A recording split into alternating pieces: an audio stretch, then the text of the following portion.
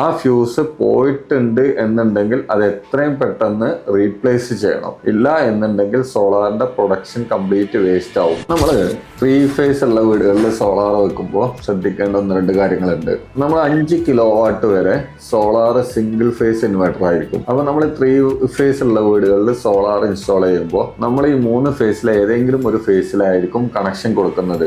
RYB എന്നുള്ള 3 ഫേസിൽ ഏതെങ്കിലും ഒരു ഫേസിലായിരിക്കും നമ്മൾ സോളാറിന്റെ കണക്ഷൻ കൊടുത്തിട്ടുണ്ടാവുക. ഇങ്ങനെ 3 ഫേസ് ഉള്ള വീടുകളിൽ കറണ്ട് പോയി കഴിഞ്ഞാൽ വീട്ടുകാർ ചെയ്യുന്ന ഒരു പരിപാടി ഉണ്ട്. ഏതെങ്കിലും ഒരു ഫേസിലായിരിക്കും കറണ്ട് പോയിട്ടുണ്ടാവുക. അവർ നേരെ പോയിട്ട് ആ റോട്ടറി സ്വിച്ച് തിരിച്ചിട്ട് മറ്റേ ഫേസിലേക്ക് മാറ്റി വെക്കും. ആ സമയത്ത് വീട്ടിൽ കംപ്ലീറ്റ് ആയിട്ട് കറണ്ട് ഉണ്ടാവും. ഇവർ തിരിക്കുന്ന സ്വിച്ച്, തിരിക്കുന്ന റോട്ടറി സ്വിച്ച് കണക്ട് ആയിട്ടുള്ള ഫ്യൂസിലായിരിക്കും നമ്മൾ സോളാറും കണക്ട് ആയിട്ടുണ്ടാവുക. ആ സമയത്ത് ഇൻവെർട്ടർ ഓഫ് ആയിട്ടുണ്ടാവും. ആ സമയത്ത് വരുന്ന പ്രൊഡക്ഷൻ നമുക്ക് വേസ്റ്റ് ആയി പോകും. ഇനി ഇതിൽ വീട്ടുകാർ ശ്രദ്ധിക്കേണ്ട കാര്യം എന്താണെന്ന് വെച്ച് കഴിഞ്ഞാൽ, കുറച്ച് കഴിഞ്ഞാൽ സ്വാഭാവികമായിട്ടും KSEBയുടെ കറണ്ട് പോയി കഴിഞ്ഞാൽ ഒരു മണിക്കൂറിന്റെ ഉള്ളിലോ അല്ലെങ്കിൽ 1-2 മണിക്കൂർ കൊണ്ടോ നമുക്ക് കറണ്ട് വരേണ്ടതാണ്. ആ സമയത്ത് ഇവർ റോട്ടറി സ്വിച്ച് പഴയ പൊസിഷനിലേക്ക് തിരിച്ചു വെച്ച് കഴിഞ്ഞാൽ നമ്മളുടെ സോളാറും ഓട്ടോമാറ്റിക്കായിട്ട് കറണ്ട് വരുന്നതനുസരിച്ച് വർക്ക് ചെയ്തിട്ടുണ്ടാവും. ഈ തിരിച്ചു വെക്കുന്ന സമയത്ത് കറണ്ട് ഇല്ല, ഫേസിൽ കറണ്ട് വന്നിട്ടില്ല എന്നുണ്ടെങ്കിൽ നമ്മൾ നിർബന്ധമായിട്ടും പുറത്ത് പോയിട്ട് ഈ സോളാർ കണക്റ്റഡ് ആയിട്ടുള്ള ഫ്യൂസ് ചെക്ക് ചെയ്ത് നോക്കണം.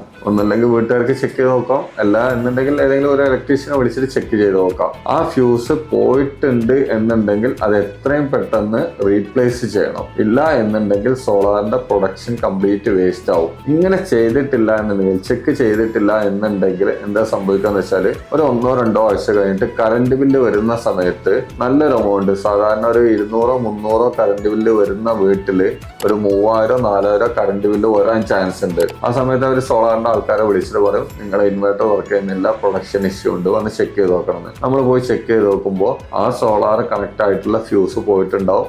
ഇവര് റോട്ടറി സ്വിച്ച് തിരിച്ചതുകൊണ്ട് വീട്ടിനകത്ത് കറണ്ട് ഉണ്ടാവും. സോ ഇങ്ങനെയുള്ള ഇഷ്യൂസ് ഉണ്ടാവാതിരിക്കാൻ വേണ്ടിയിട്ട് വീട്ടുകാർ നിർബന്ധമായിട്ടും ഏതെങ്കിലും ഒരു ഫേസ് പോയി കഴിഞ്ഞാൽ റോട്ടറി സ്വിച്ച് തിരിക്കുന്നതോടൊപ്പം ഈ ഫ്യൂസ് പോയിട്ടുണ്ടോ ഇല്ലേ എന്ന് കൂടെ ഉറപ്പുവരുത്തണം. അതിനോടൊപ്പം തന്നെ ഈ വീട്ടുകാർ ചോദിച്ച് മനസ്സിലാക്കണം ഇതിൽ ഏത് ഫേസിലാണ് സോളാർ കണക്ട് ചെയ്തിട്ടുള്ളതെന്ന്. അങ്ങനെ ഈ പറയുന്ന കാര്യങ്ങൾ ശ്രദ്ധിച്ചു കഴിഞ്ഞാൽ നമുക്ക് ഈ ഒരു കറണ്ട് ബില്ല് 3000-4000 അതുപോലുള്ള എമൗണ്ട് വരുന്നത് ഒഴിവാക്കാം. നമ്മുടെ പ്രൊഡക്ഷൻ വേസ്റ്റ് ആവുന്നത് ഒഴിവാക്കാൻ പറ്റും.